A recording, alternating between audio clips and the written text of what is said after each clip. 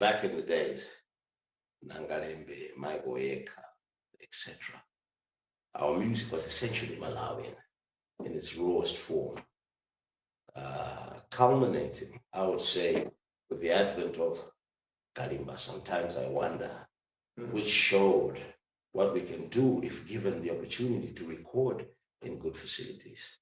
You understand? So where was Kalimba recorded? Kalimba was recorded in South Africa. I forget the name of the studio, but Top Notch Studios, right, with the actual record deal. So if you look at the writing, Brighton Carter, Griffin Mahango, and those guys back in those days, what they did essentially, which I think was very powerful, was you could still feel the Malawian element, but it was blended with an international feel. So we captured that element, but the music was essentially Malawian. You couldn't say, hey, akubera uku or akubera uku, which was fantastic. Then moving on from there, back in the day, it wasn't really about genre. Even we had rock. We had Dust Machine Head back in the day, which was like a rock band. It was Malawian rock. People could feel that Malawian vibe.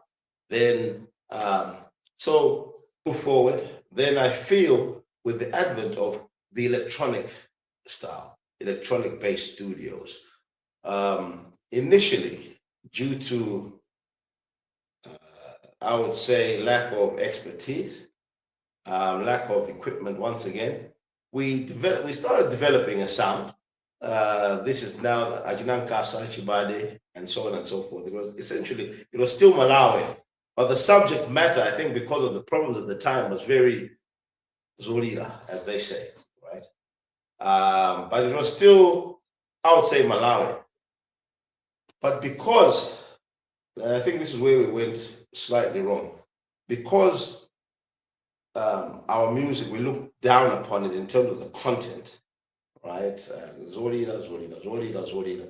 If someone came with a style that was more positive, right, or sounded international, we sort of like gave that person more props, right?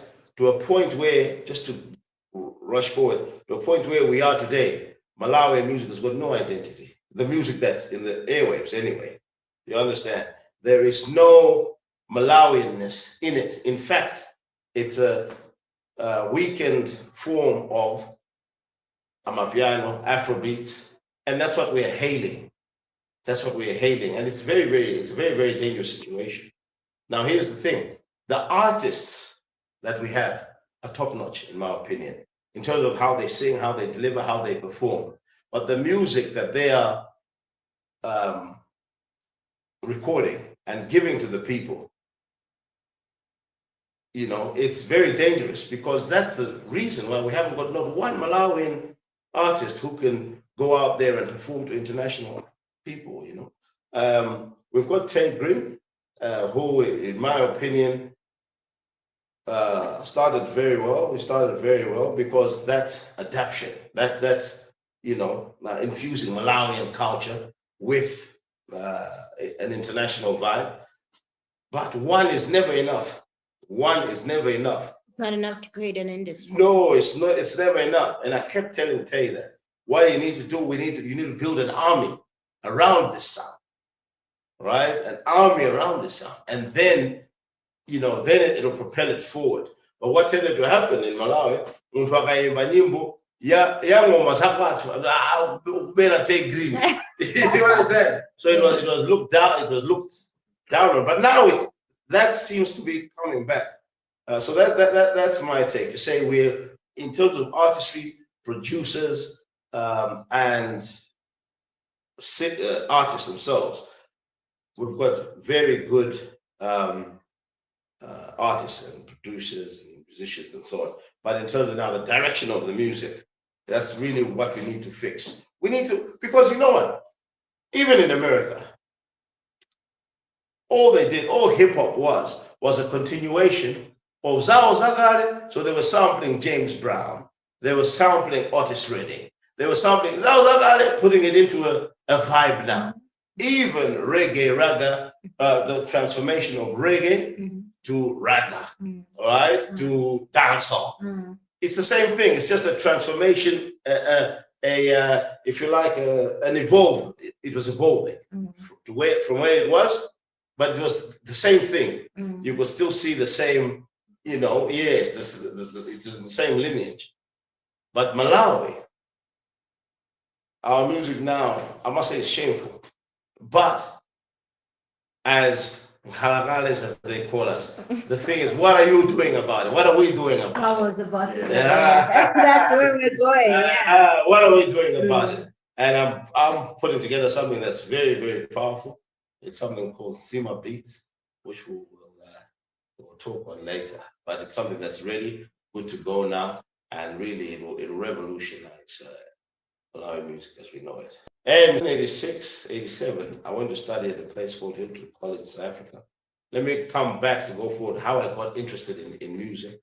1983, 84, the breakdance era, right? Breakdance era also exploded on Malawi, right? Beat Street, breakdance, electric boogaloo, all that stuff. That wasn't Hayaga Muzo. They allowed that? Oh. Okay.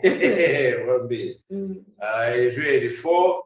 So there was different dance crews in Blantyre, Lilongwe as well. So we were one of the guys who, got involved. I was one of the guys who got involved in that. We had a dance group called Renegades, which was managed by the late Ian Thompson. Renegades, we won the national championships. Wow. Yeah, we won the national championships in Malawi. It was really well, it was big stuff. Then we got deep in, I was into rapping and so on and so forth. So I went to South Africa, like I say, 87. And at the school I was, Hilton College, there was a music side of it, right? Taught music and so on and so forth. There was a studio and different other artsy areas, right? So I really got into music. That's I started doing a lot of demos. Then I went to a place called Natal Technicon, where I was enrolled for music and sound engineering. This was 1990, I believe, 89, 90. That's where I formed a band there, like a tech band there. We used to go from different locations, different townships and so on. And then during one of our shows, a lady who was managing a big group back in the days called Baete, she came and said, "Hey, I like your vibe, watch this," because there was no hip hop back then. There was no hip hop at all, right? In South Africa. Yes, so there was Brenda, like he was just coming up and so on and so forth, Chico Twala and so on. So she was very strong with a guy called Richard Siloma. I was Lucky Dube's manager. So Lucky, she said, "Do you have a demo?" I gave her my demo. And then Richard Siloma heard it and said, "No, I like this stuff. This rap stuff is going to be big." Right? So I was rapping, what. Then he arranged me a record deal with Gallo Records, which was the biggest label back then. But through an independent called David Gresham Music. So we did 2 albums. One album was called Let's Go, the first one. And the second one was called Young, Hip and African, which went gold. Wow. We won 3 South African Music Awards. We got Coke ads, and we were like the it thing, you know what I mean? Yeah. Because back in those days, right, there was what is called the cultural boycott, right? So the cultural boycott, this was just when apartheid was ending, but it hadn't ended in terms of constitution and like what Mandela, this, but there wasn't no blacks allowed here, no whites allowed here, and so on. But what was enforced was what's called the cultural boycott. Now, with the cultural boycott, no American artist or singer or anyone could come and perform in South Africa, and no South African artist could go and perform out there because they were putting pressure on the apartheid government back then. So if someone wanted, the music played. The music played. Back then, the big guys were Will Smith, Bobby Brown, MC Hammer, and people like that. Mhm. Now, me, I mastered that thing. If you understand, like I say, Yeah. we were doing that. You understand? Whereas that side, they didn't really have access to that. You understand? So I came like a new vibe. So with our shows, doing Bobby Brown moves, doing this, so they were so intrigued by it, right? Both black and white. Yeah. So yeah, so did very, very well. Toured with Lucky Dube. In fact, he was one of my real champions, right? Yeah, this is the stuff. And so yes, Brenda was a very good friend. Yvonne Chaka. Are we in the same room? Are you doing what? Yeah, no, it's there. You know, it's documented. What happened was, now was blowing up, right? Doing well. But it was, there were opportunities that would come. For example, 1991, 92, there was a record label called Uptown in the States. So my guy, David Gresham, took our demo there, said, hey man, we have a guy there in South Africa, this is our guy. And they wanted to do something, you know, they wanted to come and perform or get me just to go out there to perform. But because of this cultural boycott, nothing could have happened. So that was my space, you know. Yeah. So it was very frustrating. But now artists started coming. So I'd go on tour with Technotronics back in those days, a few other artists, Snap. And then I said, no, let me go to the UK, right? I went to the manager of Technotronics, said, no, come to the UK a bit. Let's, you know, see about this marketplace here. So I left. I told the guys, this is 6 months. I'll be back. No, I said 3 months. Migration guys, I'll be back. I went to South Africa, to the UK, did a few gigs, and obviously I was unknown, but we went to different record companies, and the music just didn't translate, right? Didn't translate to the guys there. They liked the action, but it just wasn't their music. Yeah. But now what happens? I fell in love. Oh. So now I forgot about it. I'm weird. I fell in love. You check now. Like romantic love? Romantic love. So now, no, what am I going to South for? This is I'll stay here. I'll stay here. Music or no music. Music or no music. So, not to make it long-winded, things fell apart in terms of musically, because they liked my vibe, but they couldn't sign me, because it wasn't their sound. So now this was from I went there in 1993, just before that we gained independence. And then, so 94, 95, 96, 93, 94, 95, to about 98, I was in the wilderness doing different jobs, security guard, this, that. And I was getting called all the time, hey, just come for a tour. Nah, man. So that's when I now started getting into production. Because the guys I would hang around with now were serious producers, and I was really intrigued, right? So that's when I started getting into production, really. Getting into production. There was some top guys there mentoring me. I was in a certain studio where I was sort of like really as an intern. That's when I started getting into production. Then in 1999, I formed a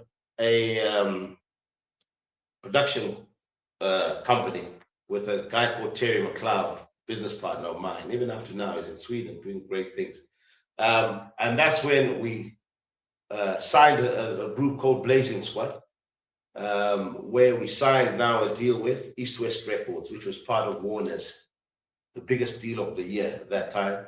We had like, look it up, please. Blazing Squad, TAPPS Bandar. Okay. Look it up. We had 4 number ones. We had 6 top 10s, 2 gold albums. We worked with big artists as producers, Alexander O'Neill, Genuine. We worked with Liberty X, a few others, and so on. That went very well until, say, around about, and then we went into, there was a thing called garage at that time. garage music. Now, garage music was the biggest thing at that point. But it was a little bit like hip hop, but a UK vibe. But it started going number one, number one, number one. Now, our group was sort of like the first white version of that. It was like young guys. Look it up. Blazing Squad, Flip Reverse, number one, or Crossroads. Look it up on YouTube, you know. Now, what happened there is garage, to promote garage, there was what was called the teen circuit. So you would go to Nottingham, from 6 to 9, right? And all the teens from the in the town would come to this place. It would be packed, right? But now these were now street guys going into these areas. They started messing up with the young little white girls. You understand? I'm telling you. Now these were guys from Brixton, from what? You know what I mean? Like thugs, you know? Oh man. So the government shut down garage, basically. Yeah, there was So Solid crew and so on and so forth who were number one. But when they were rock stars. And to be fair, this is the first time white kids in Newcastle, Liverpool. So it was like the first black music to hit with street cred. Right. You understand what I'm saying? Before that, of course, there was soul to soul and so on, but this was like on a teeny pop level. You understand? So it was mad. So they shut it down. They said no, literally shut it down. Today we were number one. Tomorrow, no airplay. There's no airplay at all. Sure. Yeah. So I was a mess. It was very frustrating, but what could we do? Then I decided, this is 2006, 2007. I decided, let me go to Malawi just to see.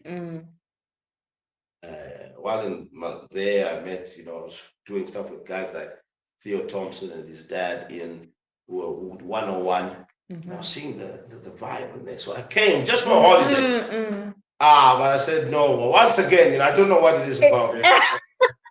No. This is it. Yeah. Malawi. Yeah. It's the future. Yeah. So, but at that time, my skill set was very high. You know what I mean? As a producer. Right. That the disparity between my skill set and what was there, I was like, no, I need to do something. Because the arts, it was still rough, but it was, the good guys were good. Then I met Lucius Banda. And man, what this guy was, because Lucius, mind you, I'd met him maybe 20 years before when I was in South Africa, when I was on the charts. He had just come from Malawi. Yeah. Right? So I met him. When I say, I want to do some music, da. Actually, Lucius at that time. I introduced him to the guy who produced his first album. He was just the guy who I met. You know what I mean? He was really? Malawian. Yeah. Malawi don't say okay. Well, okay. So I introduced him to the guy who produced his first album, Son of a Poet. But then we clicked, and then we went on this musical journey, man. Lucius. That's when we produced Ntawi, Sijakuzi, Moyawanga, songs like that. Ntawi was a very, very spiritual song. Yeah. Very, very spiritual song, and it was the story of Ntawi was because we just used to sit and talk, right? Because my ethos that I have to understand as a producer, my job is one job only. To take that artist's spirit and put it on tape. You understand? Yes, it's not his voice. Yes, but his spirit, his actual being. You understand? That is it. So I said, no, Lucius, there's a powerful song about you in there. Because at that point, he was singing about helping people, soldier of the poor, love songs. That was it. I said, where's the song about you? He says, no, man. Sing about me. I said, no. You need to sing about you, brother. Wow. About you. Tell people your story. What's your story? No, man. said, no. 2 or 3 weeks. So I said, hey, I'm waiting on that song.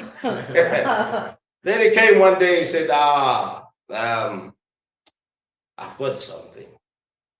But what I need to say, I don't have the vocabulary to say it inside me. I know what I need to say. But I know someone who can guide me in that way, right? That's when we called, spoke on the phone, mind you, spoke with Oko Matani, big journalist. Oh, okay. Yes, big journalist. Yeah. Give you the full name. Okay. So he's the one now. Lucius was saying, I want to say this, say that. That's why you find in Tawi, Munichocho, deep one be, Dino Gogodi and Kanza, and so on and so forth. You know what I mean? And so, yeah, there's deep Chichewa. And this is how that was born, because he wanted to talk about what time has taught him. You know what I mean? So that's how that song was born. It was very, very spiritual. And yeah.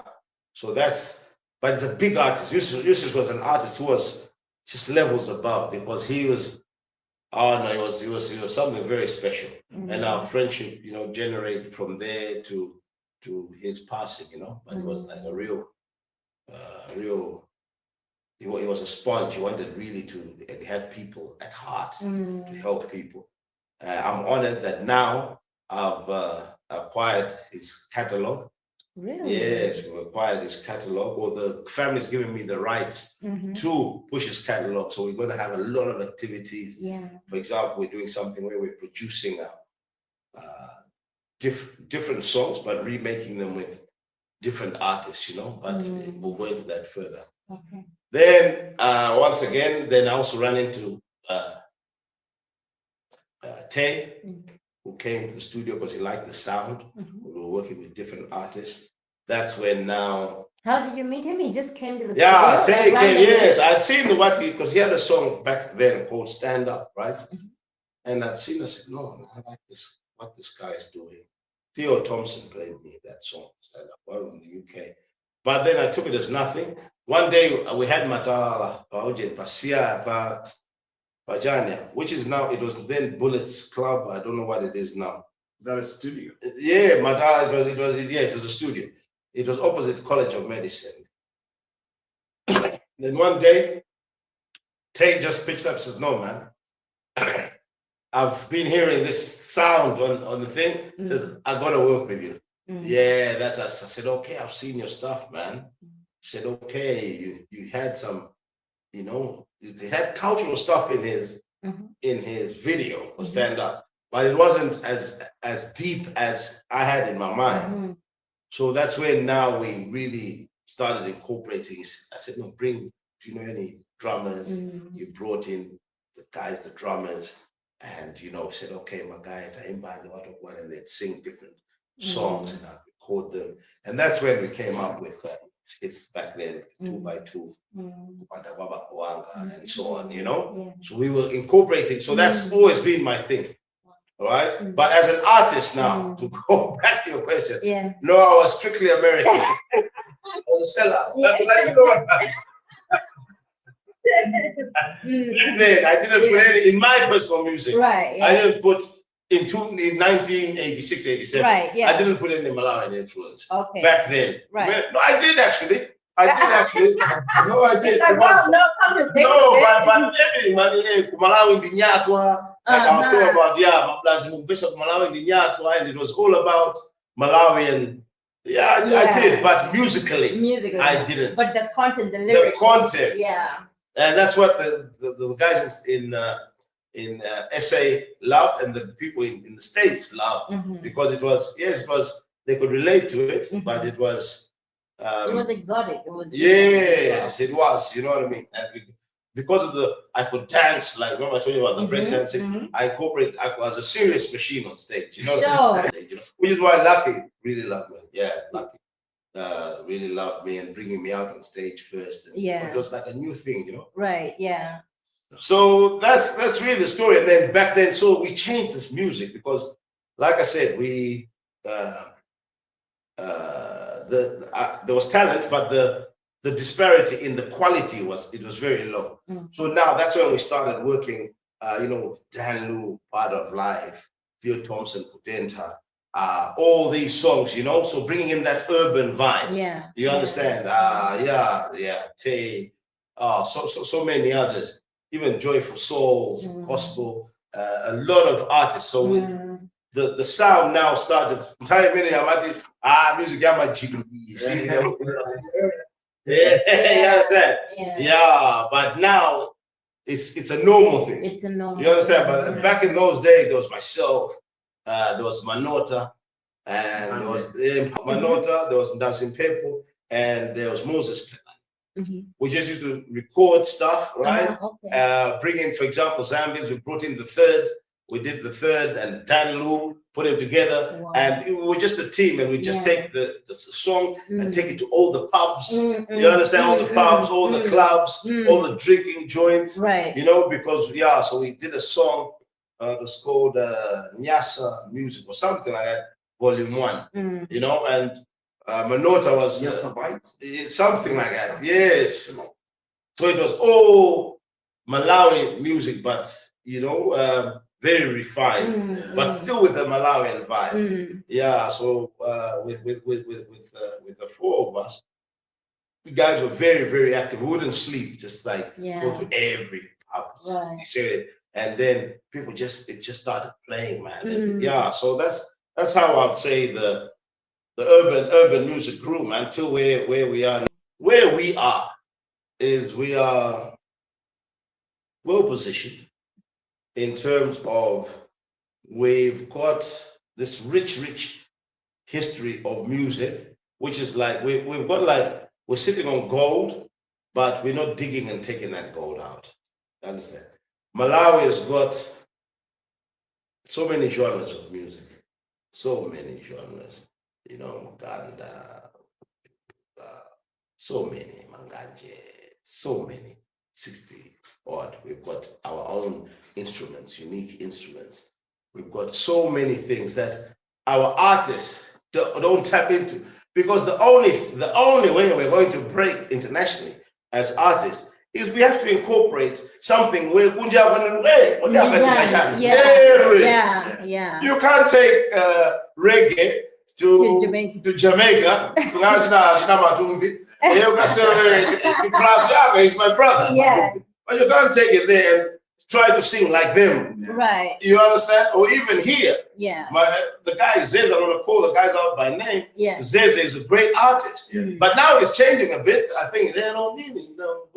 Malawi again, and so on and so on. But when they first came, but it worked because Kunoko, they hadn't heard a Malawian do that. They just so it had that novelty issue. So it worked within Malawi. Within Malawi, but you can't take that out. Okay. How someone, an artist, there going to come here and give us, you know, nyimbo za Manganje.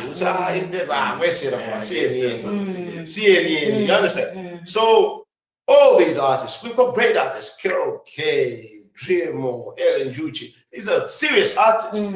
Art for art, they're as good as anyone, really, whether South African, Zambian, Zimbabwean, Nigerian. But what we're doing is we're giving these guys a we're imitating their music. And we need to make a conscious decision, because let me tell you, I remember back in South Africa, when there was myself, there was Oscar. He was Oscar back in those days, Oskido. Myself, Oskido, a guy called Bob Mabena, big DJ, and so on. We're like, no, man, what we're going to do is, there has to be, there was a movement that was started, right? Primarily by Oscar, right? Called Local is Lacquer, where we had to push the artists, the DJs, which was the same thing, DJs playing international music, to play more local music. But for local, for them to play local music, what the DJ said and what the radio said, no, it shouldn't be an imitation of Zama America's. You understand? Because Tibaseli music to. So that's how the South African mentality of coming up with new concepts. It's rooted from there. Okay, it's international. You understand? So they're always coming up with different vibes. Because they have to think. They have to think, and they have to say, okay, as a collective, guys, this is where we're going. Yeah. And then they go, okay, give it a name, and it will go quiet. Boom. It's international from a discharge. I'm telling you. Genius, right? It's something like Amapiano. It's a conscious thing. It's not really just starts with one guy and then it just no, I'm a Guizana, my guy. Sounding, let's go, this is it. And now they're all over the world with it. We are copying them. The music instead of copying the formula. And creating our own. So that's where we are. Unless we make that conscious decision, we won't go anywhere. Sima Beats is like a platform. So 3 areas. It's like a beat platform where our producers, it started off as just a Malawi concept, but now it's an all African concept where we'll be producers will be placing beats on it, and people will be able to, all over the world, will be able to buy these beats. Some I'm doing with Universal, but the difference is a beat placed on there, no matter the genre. For example, if a Malawian producer, Tricky Beats, whoever it is, puts a beat on there, it has to have a Malawian influence. You understand? A cultural influence on that beat. And the Amapiano and the hip hop, whatever, it has to have that. Now that's number one. People will be able to buy artists and that they buy those beats, whether they're in Malawi through Airtel Money, through whatever, or if they're in America through Visa, MasterCard, whatever. That's number one. So it's easy for us to say, okay, put a cultural thing. To me, that comes naturally. We are infuse culture and beats. So what we're doing to assist, to aid, is we're also now taking our cultural instruments. We've recorded them, right? And we've created what is called producer packs. Where now Muntwamata atakusewera BDJ. Yes, where they exactly. Yes, so now we've got the Sima beats on their way. It's got it's like it's a complete pack, you know. It works on any door. It's got tons and tons of loops, but properly recorded. Sounds like crystal clean. Manganje, Ganda, Vimbus. We've got that. Babadoni, Spangolongondo. Yeah, because what we're going to do, so now it gives our producers the opportunity to record using our sounds, but at a high level, because a lot don't. This isn't Vega professional. So now it's Vega professional. But not only that, they record, but then they also have the platform to then push it out. But now what we're saying is, not only, so like I said, that was the first thing as a Malawian concept. But now as I pushed it, I told people, different producers in different countries through my network, South Africa, Tanzania, Nigeria, they said, no, man, we don't have that either. So what we're saying is 2 things. We want to bring any producer from anywhere can upload them, but they don't just upload their beats. First they come through us, we approve them.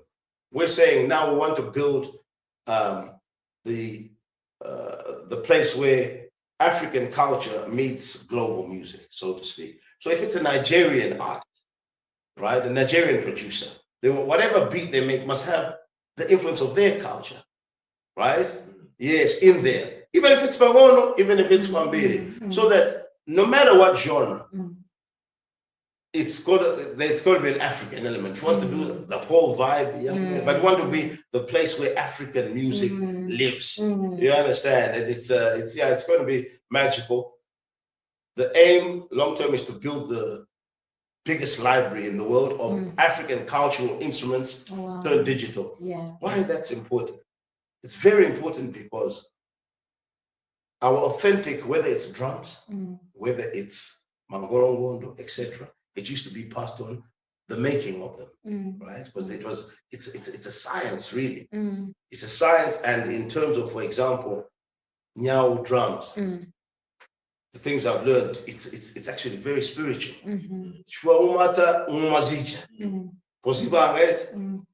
First, you go and speak to the tree. You have to, you know what I mean? You have to bond with that tree. I'm telling you, Zola, if you do like the wing, flats. I'm telling you, so it's very spiritual. You know what I mean? Then you have to watch out the thing, you know, before it burns, warm it up. It's very, very spiritual stuff. Now, the point I'm making is Zola. If the spirit of that tree is not in there, it's crazy, but it's very true. But the key point is this: that it was passed from father to son, or generation to generation. Now, where we are at with globalization, the son now, afuna yawo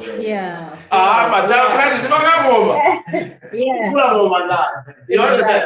So here's the thing: when that father dies, right, that instrument is dead. Right. So what we are doing is we are, like I say, digitizing it, but more importantly, going into the history of that instrument, what it's about. So it's very educational as well. So now it will also spark an interest, especially the Westerners. They love that sort of thing.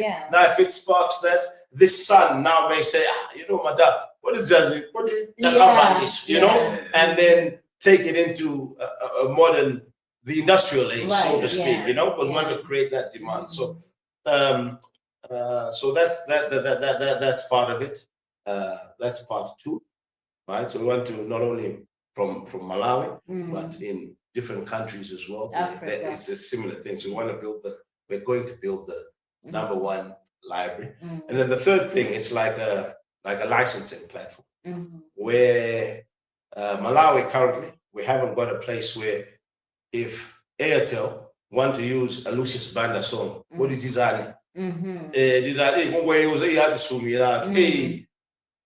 We don't use nyimbo za blacks, nyimbo za Mbenjere, nyimbo za. So we're building now a platform where those songs will be licensed, corporates or NGOs can come there and let's use our Malawian songs and our Malawian stories for our campaigns.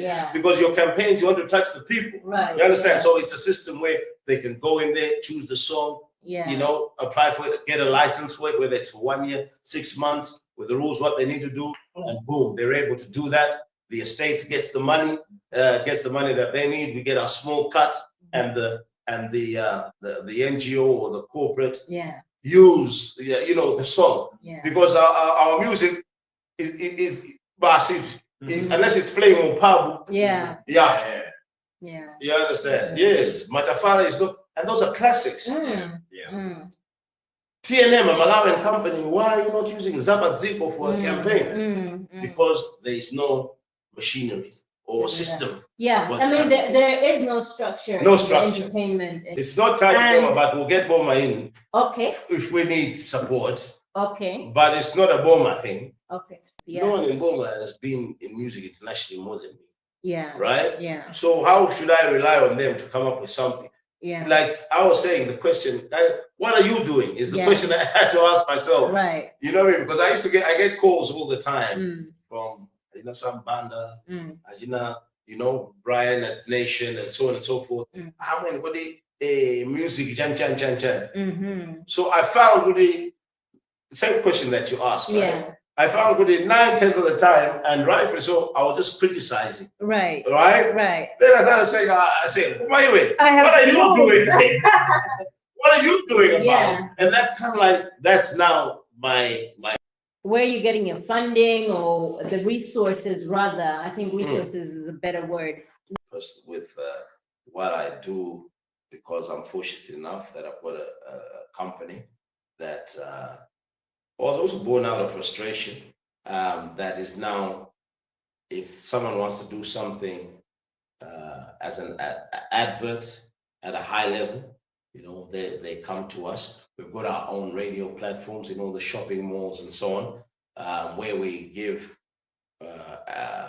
and the retail outlets, where we give companies or NGOs the opportunity to speak to people as they're shopping, right? Or in other words, speak to a demographic that has money. So people use that a lot. So it's self-funded, Joe. Long and short. Obviously, until we push it to a certain point where now we want, you know, to scale. But the proof of concept, the building of it, everything, it's done now. It's done. It's ready to roll out. Yeah. So it's done with. So once again, as opposed to sitting and waiting to say, okay, someone will fund this application. No. How do I get into a position where I create money? How much will this thing cost? What do I need to do to get that money myself? And then build it, and that's basically it, man. Self-funded. Because we can say, what I've noticed about Malawi, let's be fair, to be honest, we are very good at talking. Yeah. My seminar, my workshop, hey, we're very good. But action after that, no, we're not good. Yeah. You understand? Yeah. So that's it. So it's self-funded, really. Okay. Yeah. National Arts. National Arts Council. There we go. There we go. To be honest with you, I don't know too much. Okay. To be honest, yeah. I know when it was done. In fact, that was we were at obviously it's politics, but they invited us all. Weren't you there? Who State House? No, definitely not. Definitely not. Definitely not. They were all invited there. They tried to meet the president. Okay. That's when it was announced. We're doing this thing. Q was the thing at that time. Okay. The presidential advisor. You know, so that part was very precious to me because Lucius, it was first his role. You understand? So yeah. So he had died by then? Yes, he died, and then Q took over the position. Okay. So I don't know, to be honest with you. I don't know. And when someone starts talking about it, I get it, but it's just about funding. So I switch off at that point because because that's not the route you want to take. Because I know that funding. Malawi has got the opportunities are there to fund to this, but who gets the money? Who gets the money? Or did I who are the last people who got the funding? Yeah, Janish. What did Janish? Of course. Funding is much bigger. Okay. When they give Majanjan. Okay. Guys, Malandira. 30 million, 20 million, 50 million. What are the results? Yeah. There isn't that. There's no accountability. You know what I mean? What's the project? What's the thing? You know? How have we benefited? This thing happened as you said it would happen. That doesn't happen. Okay. Maybe it does, and I don't know about it. Have you heard about it? No. There's no accountability. You understand? So I switch off at that. You know what I mean? Because what I'm trying to do is something real. What I'm trying to do, something real that will have impact and have legacy. Yeah. Because people are saying, no, TAPPS, I don't know kunja, nothing, umasana tandise. Yeah. So that's So before, for sure, my fellow standards at all because you have to survive. Right. But luckily now we've got a machine that is generating some income. Yeah. But it's generating some income because it was built specifically to get to a point where we can now do what we're doing. Right. Sure. Government is not an entrepreneur. Government is there to help build to give you a conducive environment. Yes, exactly. Even in Nigeria. I know a lot of the guys, Don Jazzy. And we were together when I tell you, I was having those hits. What when he left the UK to go to Nigeria, we were together at that point. He said, getting back. In fact, that influenced me coming here. That side, they were getting no government support. But what happened is people started seeing that this thing, there's money in this thing. Yeah. So they started getting private investors and building their own structures. That government, you understand? You understand? But most importantly, they built their own sound. It starts with the sound. They built their own sound. Product need. Now, how do we export it? You understand? Because they could have easily gone and said, okay, we'll just copy what South Africa is doing. Right. Yeah. You understand? But they said, no, we'll build this thing. Okay. This is now back when the Banj, P Square, starting with Tuwawa, Two-Face, right? They go to South Africa to either do their mixing mastering, because those guys had the tools, do the videos, but then come back, right? Build their base and they refine their sound within them. You understand? And now, they're proper millionaires and so on and so forth. But which is where I see Nsima Beats as a bridge, or I see the loophole in there, is they've gone too west, in my opinion. The sound now is you can say it's African, but it's not pulling from our African influences. Yeah, it's in this and it's fun. Where are the stories? Where are the powerful stories? I think I saw a podcast. In fact, I did see a podcast with Buju Banton. He was on what's his name? He was on the where they drink and so on and so forth. Drink champs. Okay. He was saying, listen, Afrobeats, yes, okay, Afrobeats, but tell me one song that hits the bones. Sure. One. He didn't mention. Yeah. Mention one redemption songs. Or mention one. Oh. You know what I mean? Yeah. Yeah. So right now they just puppets. Yeah. Yeah, where the guys can go and dance, kind of. But fine, you're getting paid. But what are you saying, really? What are you saying? Yeah. Really, you understand? So, they're not saying, in my opinion, they're not saying it's musically, because the cultural aspect is not coming through, and lyrically, it's just fun. Okay. So that's why we as Malawians, we're trying to say, okay, how can we? Because another thing is,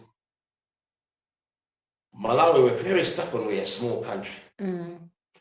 Goma, I give them the best analogy in the world, or the best example in the world. How many people is Jamaica got? Do you know? I don't know. Population. Do you know? 3 million. Sure. 3 million people. Sure. They're not a rich country, but they've tapped into their shit. Yeah. You understand? Identity, who they are. Now it's global. Oh my goodness. Now we copy them. We were it's a country of 3 million. 2.7, not even 3, 2.7. 20 million of us. 20 million. Oh yeah. No, the whole world copies that. Wow. The whole world. Yeah. Because music, you can't put music with put the as how you calculate finance or what put in numbers. Right. Yeah. What have you tapped into? You understand? That's no good. Yeah. So I'm saying, no, guys, let's tap into Malawi. Malawi, what is Malawi? And let's take that thing serious. Such a thing that let's take it serious, Yeah. So this is one thing what we're trying to do. What we're trying to do here at Rachel's library as well. Yeah. You understand? Where we want to get those stories. Yeah. So that the people understand. Yeah. Yeah. The stories, where the heritage, our heritage. Yeah. And so that they tap into it. Yeah. And the music that they make from here moving forward comes from a place of truth, a place of yes, your real lineage. Authenticity, yeah. Authentic. Yeah, exactly. You know what I mean? Yeah. Yeah, it comes from there. Otherwise, this is what we are more. This is what we are more, man. Yeah. So we're in that place where we have to now communicate. Yeah. But communicate and Yeah. come up with the solutions. Yeah. Yeah. Management is different from production. Management is a management really is a visionary he has to have vision, because a manager is you decide, okay, this is the brand and this is how we're going to achieve our goals, and to make those various moves to achieve those goals, make the appointments, the meetings, and so on and so forth with people who will help you to achieve those goals, right? To place your brand into that position. Now, you were mentioning Tay. Tay is he understands that as a brand. You know what I mean? He knows how to place himself. We've had many arguments about no, don't go this way, stick the path. I'm gonna go this way, this, that. You understand? But ultimately, he understands the value of Malawianness, right? Yeah. And number two, he's just like that. He understands marketing. He's a marketing genius in himself, right? And number three, he's tried. I would say he gets a lot of stick where people say, "Asa tandis and I'm gonna carry that now." So tandis. But you know, take 2007, 2008, 2009, he had a label. He used to have shows every week with French culture called Unearthing Talent. People like Sonye came from it. People, different artists, right, came from that. Kumandiaji Malawi, Jayoti, hey, artist akango figure mena ukubera mene. Yes, that was Nefe. Remember there was Nefe. Nefe, they had Onesimus Armstrong back in the day. They had different artists, Pixie and so on and so forth. A real stable. Goma ndio mweja ukamwendea sasa so sugenda you understand sugenda amugula amubera people in the air and it falls apart, you know what I mean? So you know, he understands his label was he had a different label. No, his label bloody hell, it's just I used to do all that. But yeah, anyway, he had his label and he had a system where he was really passionate about unearthing kids, right? Working with them, producing them, and so on and so forth. He used to come to my studio, I know, and they'd say, "Hey, I found this youngster. Right. Let's give him the sound, let's this, let's that." You know, but it didn't work out because the same thing. Once the kid reaches Black Rhino, that's the name of it. Black Rhino. Okay, yeah. Once the kid reaches a certain level, so he just said, man. Yeah. But at the same time, nobody comes to Tay and sits down and says, "How did you make it?" You know? And I know that because I speak to him, we speak all the time. None of these kids come and say, you know, do they expect me now to come and say to them, "Hey, do this, do that"? No. Come to me. As he says, as I came to you, was he's the guy who really sat me down and tapped into my knowledge, tapped into my knowledge. So okay. And look, he's touring South Africa now and so on. It's going well. Okay. Sure. Well, I just wanted to say that to the producer, was everything. The artists are very important, but the producer and the production is just as, if not very important, as important when it comes to coming up with a genre, right? Yeah, whether it's hip hop started with producers, Amapiano. It's because now the artist puts his feel on it. So what I'm saying is, Siwa Beats, producers, let's take this thing serious. Let's really take this thing serious. We'll give the tools, we'll work together, and we'll build something, that your families will be able to feed on, and that Malawians will be proud of, right? So it doesn't take money. It doesn't take what we think is physical. Yes, let's tap into that thing. Now there's the opportunity to tap of a button. Someone in China can listen to it. Someone in Australia can listen to what we make. So our mindset is going to be, our marketplace is not 18 million people. It's the globe. It's the globe. It has to literally, you have to think that way with everything we do. Yeah. What will separate us and what will people gravitate to from us? Our Malawianness. That's my last idea. Let's tap it.